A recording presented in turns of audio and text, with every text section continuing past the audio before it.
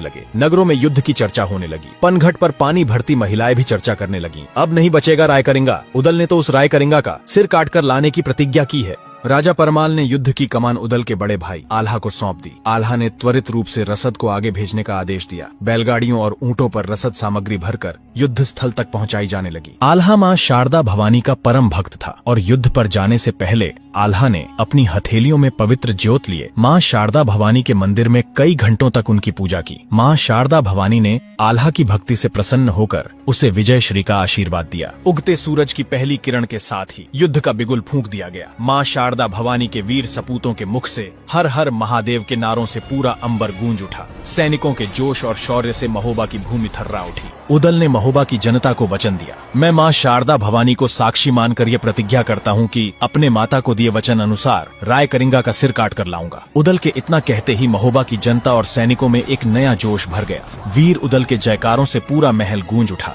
सेनापति आल्हा के नेतृत्व में महोबा की सेना में महाबलशाली मलखान, ढेबा, राजकुमार ब्रह्मा और वीर उदल सहित 15,000 रणबांकुरे मांडवगढ़ की ओर कूच कर गए। कठिन दुर्गम मार्गों को पार करते हुए महोबा के योद्धा एक लंबी यात्रा के बाद मांडवगढ़ की सीमा में प्रविष्ट हुए। मांडवगढ़ से मात्र 15 किलोमीटर दूर बबूरी वन में महोबा की सेना ने अपना पड़ाव डाला। मांडवगढ़ के सीमा प्रहरियों ने जैसे ही दुश्मन सेना का विशाल हुजूम अपनी सीमाओं में प्रवेश करते देखा, उन्हें तुरंत स्थिति की गंभीरता का आभास हो गया। एक सैनिक सूचना लेकर मांडवगढ़ के महल की ओर पूरी गति से प्रस्थान कर गया। जब राजा जंभे को यह सूचना मिली तो क्रोध से भरे राजा जंभे ने कहा, उन महोबा के बनाफरों की भुजाओं में इतना बल आ गया है कि मुझे चुनौती देने चले आए। जैसे मैंने उनके बाप की खोपड़ियां मांडवगढ़ में पेड़ की डाल पर टांगी हैं, वैसे ही उनके पुत्रों को भी उनके साथ टांग दूंगा। क्रोध से भरे स्वर में राजा जंभे ने कहा, तत्क्षण करिंगा को बुलाकर लाओ। राजा जंभे के बुलाने पर राय करिंगा वापस महलों में लौट आया। राज दरबार में प्रवेश करते ही करिंगा ने कहा, मुझे क्यों याद किया पिताश्री?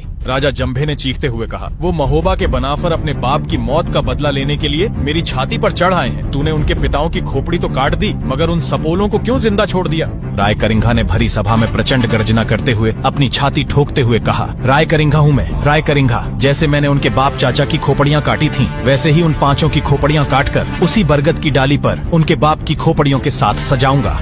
राजा जंभे के बड़े पुत्र सूरज ने क्रोध में आकर कहा, आप निश्चिंत रहें पिताश्री, उन महोबा के बनाफरों को मांडवगढ़ की धरती पर ही गाड़ेंगे। ऐसा कर बरपाऊंगा कि उनके कुल में कोई उनके पिंडदान के लिए भी नहीं बचेगा। जब मांडवगढ़ के मित्र राज्यों को आक्रमण की खबर मिली तो 5 घड़ियों की सेनाएं मांडवगढ़ की ओर कूच कर गई। देखते देखते पंचगढ़ी की सेनाएं मांडवगढ़ के किले के अहाते में सजने लगी। धीरे धीरे 50,000 की विशाल सेना के साथ मांडवगढ़ का किला एक अभेद्य किले में तब्दील हो गया।